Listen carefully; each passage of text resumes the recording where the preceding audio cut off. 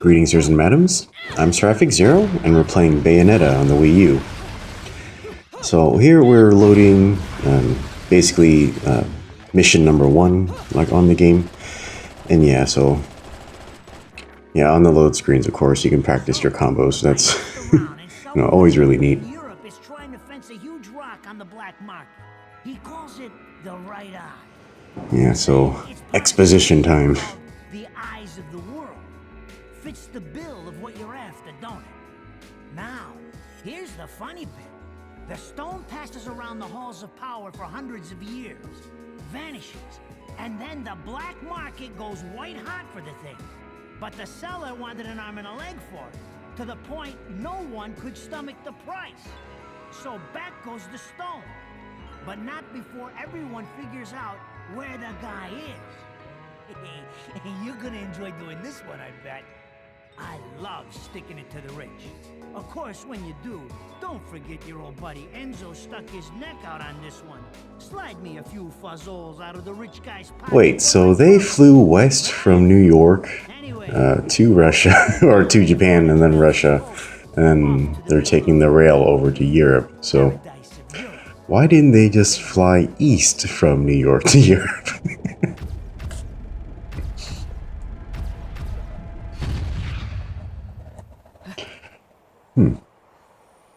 Welcome to the grid. Our final stop. Entry visas are required of all travelers. Please submit your Vigrid issued entry visa for inspection upon disembarking. Please make sure you take all your valuable belongings with you. Repeating this message. Welcome to the grid. Our final stop. Entry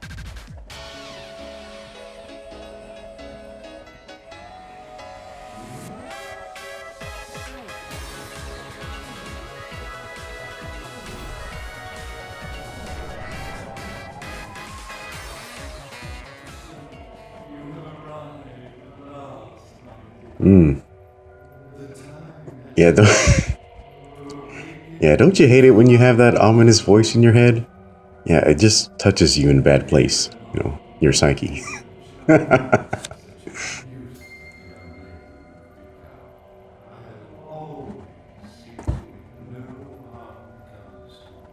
Dude, that is fucking bullshit, and because that is not true. You will die all of the time in this game.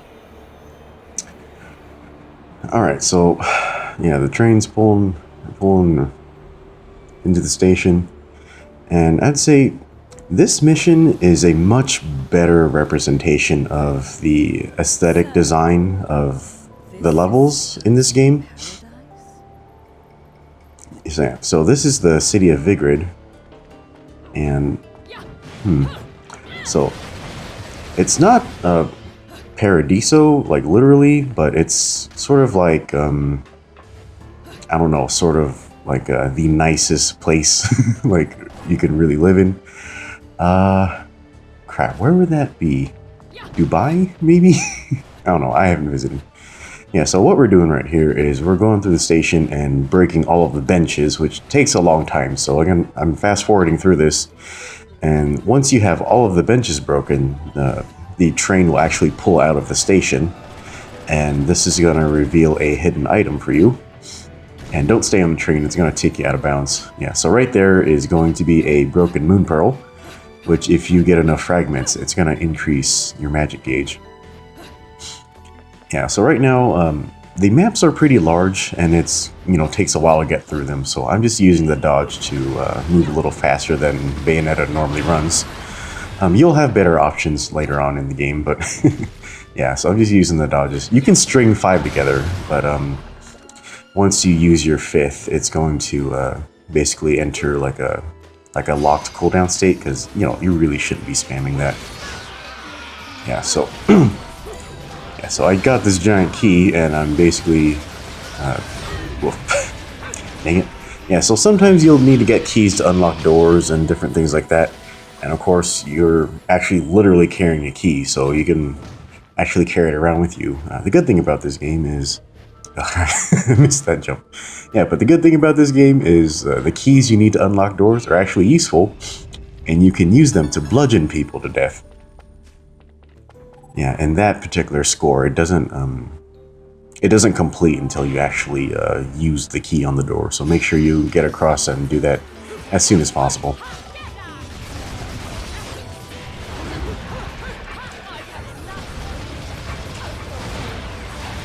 Yeah, and at this stage of the game, I think the most difficult thing right now is trying to close distance.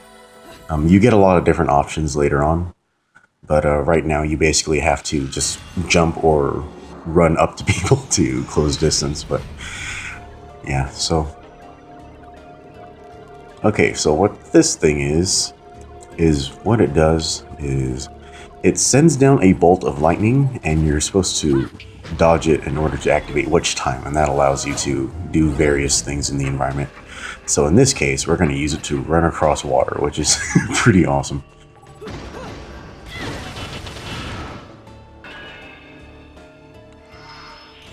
God, that looks so cool. But don't jump on this platform yet. We're going to go back across. So when you activate that platform, it actually reveals an Alfheim. And what an Alfheim is, it's basically a challenge mission that's hidden within the actual main mission. And a lot of times you'll have to backtrack to find them, but yeah, the Alfheims are actually counted towards your grade, and if you skip them, you'll get a lower score. So in this playthrough, I'm gonna basically try to help you, try to show you all the Alfheims I can. Yeah, so in this one, you can only damage enemies inside of witch time. So this one's actually quite challenging because you have to get down the timing of your dodges properly, and you can't.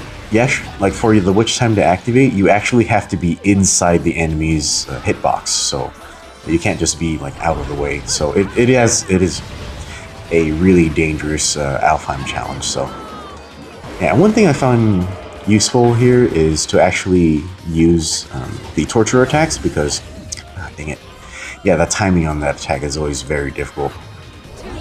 Yeah, so if you use a torture attack, it will basically one-shot kill an enemy, and because you can only damage enemies during witch time, it's actually very useful to use a torture attack here. Yeah, you want to be very careful about hitting the enemies outside of witch time here, because you'll get stunned, and that will open you up for taking damage, so careful not to do that. Yeah, and you're only allowed to get hit, well, basically 4 times, and on the 5th, you actually fail the Alfheim, you have to start over. And of course, the Alfheims are optional, so I think you can actually exit the Alfheim if you just find it too difficult and you want to skip it. So, yeah, and don't worry about it, because Jesus Christ, the Alfheims, some of them get really, really difficult, and yeah, you're gonna fail a lot. Yeah, this is a hard game. You're gonna die and lose and mess up all the time. Ooh, that looks really painful. So I think the way I'm basically doing the format of my Let's Play is I'm not going to show you the initial run, because obviously that's gonna be really awkward for both of us. So I'm going to play the missions on my own to kind of just get a feel for where everything is, what's the best way to approach the enemies, and so that way I can just demonstrate kind of the smoothest way for you guys to approach the game too. Okay, so that cleared the Alfheim, and we're going to jump back up and get back to that golden platform that we left a little while ago. Okay, so we're going to have to reactivate witch time using these statues. What happened to the camera? Okay, up we go.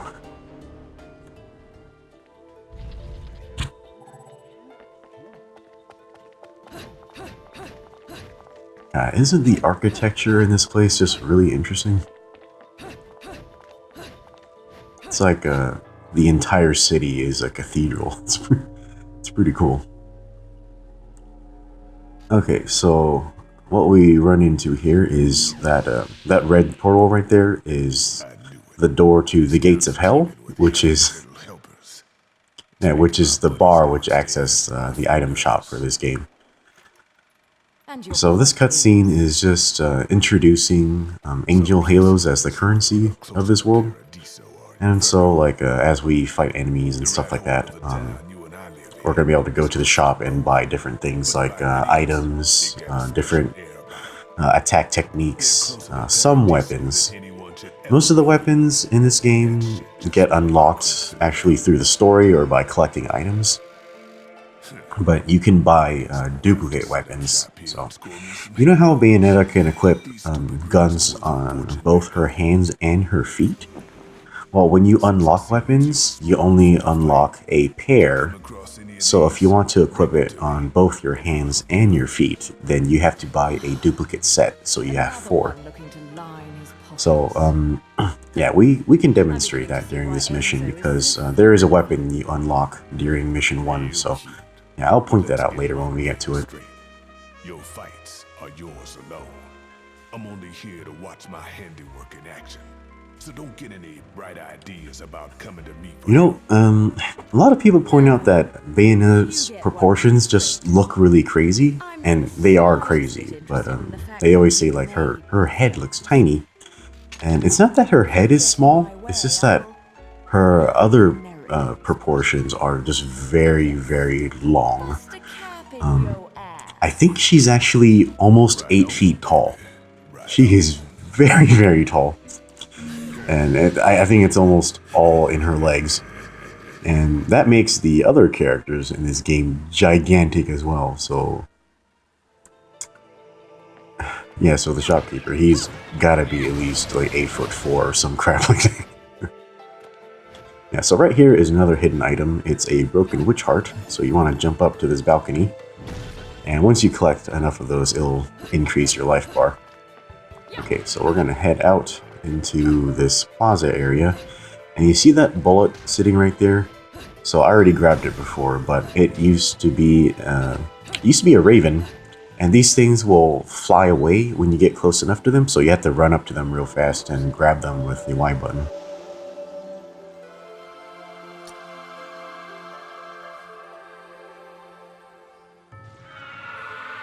Wow, isn't it just... this is so cool.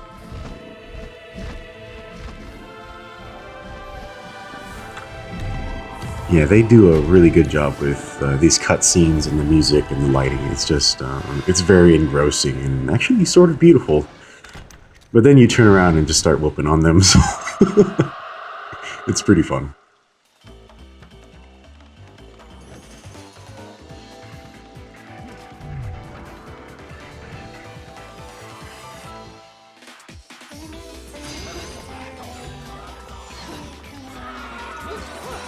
Okay, so yeah, I'm just trying to find the best angle of attack here.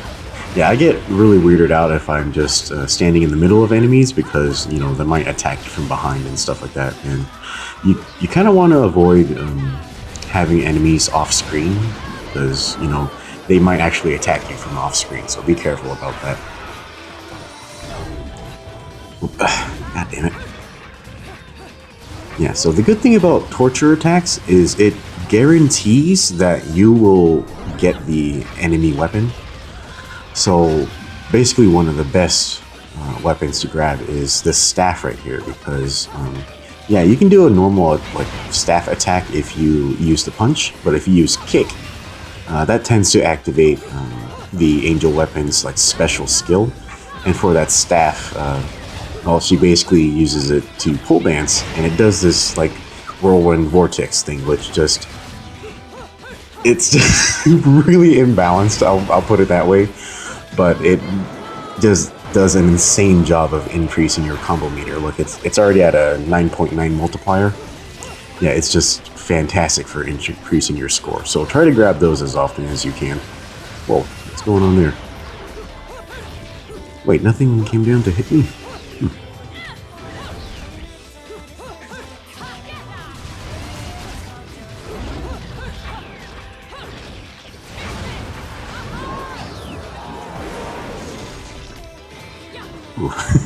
You don't see that one too often. Yeah, but I think that one activates when the enemy is actually grounded. Like he's face first on the ground. Okay, so here's another type of enemy. think it's called a Beloved.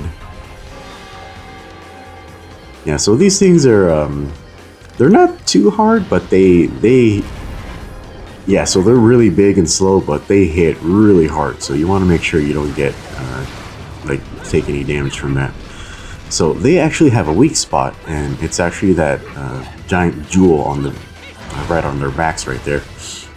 So if you can, try to circle around behind them and just hit him right there. Be careful because he can still grab you and, you know, turn around and hit you and that type of stuff. But yeah, try to focus your attacks right there. Yeah, and when you weaken him enough, the Wicked Weaves, they will send him flying. It looks pretty brutal. Okay, so this is an example of, I think this is actually the first time we see her using the summon, like with her magic. I forgot what the name of it is specifically, but yeah, this demon is named Gamora, I think. And yeah, that was pretty brutal, but if you're wondering about it, he's not just a dragon head. There really is an entire dragon. It's just that, you know, he only needs to stick his head through to eat that guy. So yeah, good enough. Okay, so right here it actually unlocks a golden LP, and that actually unlocks the shotguns. So you can equip those basically, and they act very similar to the handguns. But yeah, you can actually run backwards to the shop and unlock those shotguns. But I'm backtracking further to get to this hidden fight. Yeah, so in lots of stages, you have optional fights like this. Oh, dang it. Yeah, I didn't expect them to attack that quickly. Yeah, so sometimes you'll need to look for these hidden fights, and you'll need to do them to get a high score. So I'm just showing you where those are. Yeah, and honestly, this hidden fight right here is very difficult. It has a lot of high-level enemies that hit really hard and really quickly. So you basically just need to be as cheap as you can to, like, make sure you don't take too much damage. Oh, Jesus. Yeah, a lot of times you can actually use the torture attack to avoid damage. It's a good way, like, to get invincibility frames. You can't be damaged while you're using that. And also, like, you remember how I said before that enemies are very difficult to stagger? That's still true, but a torture attack immediately interrupts whatever they're doing, so that's always a good option. Ugh, okay, there goes everybody. Yeah, it took a little bit of damage. Could have gotten a higher combo. I think if I had managed to use the angel weapon, like, in a better place, I probably could have gotten a better score out of that. Yeah, so I do have the shotguns, and I did purchase the duplicate, so I do have it equipped on all 4 hands. And so you can use the L2 trigger to switch between 2 different weapon sets. So on one I have the Scarborough Fair, and the other one I have all shotguns, which honestly, the shotguns are very powerful, especially when you hold down the kick or punch to use the attack. But I'm going to switch my setup where I'm going to have the handguns on my hands and the shotguns on my feet, because honestly, the shotguns do too much damage, so it kills the enemy too quickly, and it basically causes you to have not a very good score on your combo meter. So that's why I choose to kind of mix between handguns and shotguns. That way I can get better combo. Yeah, and up here is another broken witch heart, so make sure you don't miss that.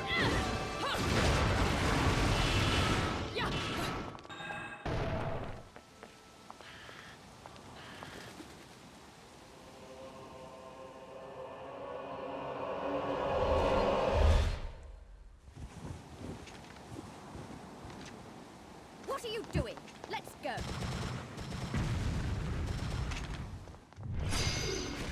Yeah, so this is a flash to the witch hunts. And here's an angel that's basically a flying 2-headed dragon. It's pretty terrifying. But because it's kind of floating off in the distance, you can't attack it directly. And do not get hit by these fireballs. They will freaking wreck you. but it's basically your opportunity to activate Witch Time. So the only way to hurt this dragon is to use ranged attacks, and do not use your shoot button because it's just way too weak. You want to use the ranged attacks on these guns, and don't worry, like no matter what you have equipped, like it'll go back to using these basically these flintlock pistols that witches use. I mean, yeah. So you want to attack it by well, basically using the ranged attacks on these. So you can hold down your melee buttons, or you can do the shoot like during the dodge. Or you should really be relying on Wicked Weaves. The fastest way to do that is use punch, kick, punch combo, and that's pretty much the fastest way to get off a Wicked Weave. Alternatively, you can purchase a skill called Tetsuonoko. I think that's what it's called. But basically, you do a back-forward punch, and it basically uses one orb from your magic meter, and it automatically does a Wicked Weave. Yeah, those Tetsuonoko, it does a lot of damage, and basically it allows you to snipe, in a sense, but I don't like using it too much because, well, A, it's kind of hard to do on the controls, and then B, it actually, kind of like if you kill an enemy too fast, you don't really get a good combo score off of it, so that's why I'm a little reluctant to use it too much.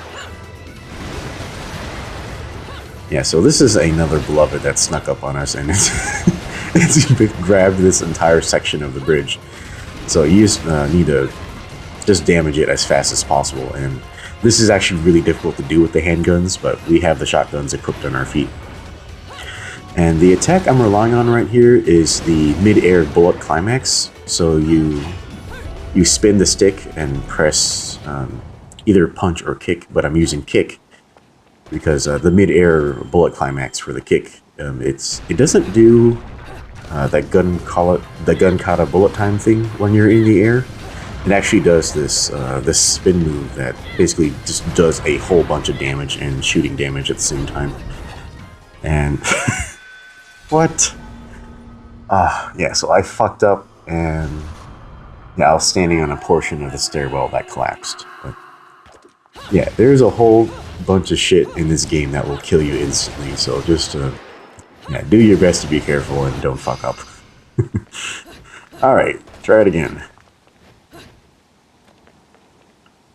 Yeah, I was doing pretty good damage until I died. Yeah. Okay, so we're gonna give him a little more distance here. Oh, whoops. Didn't mean to max out my dodges. Yeah, so the thing I don't like about this section is that he's just flailing his arms around, and it is very difficult to tell how the hitboxes work exactly.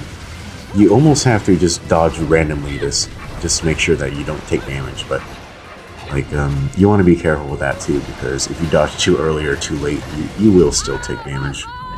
Yeah, but once you bring him down to 0, you can do a climax to go ahead and finish the fight. Yeah, here's Gamora again. Oh man, isn't that terrifying? Just oh.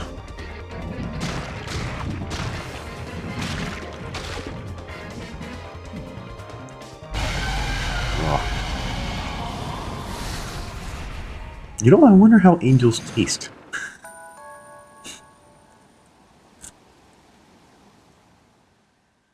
Ooh, okay. Well, that's it for the mission, so let's see how we scored.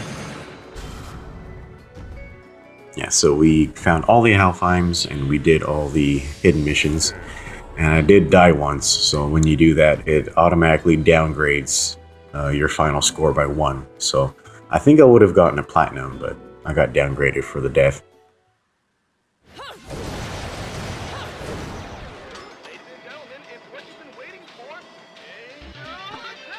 Okay, so here's the minigame.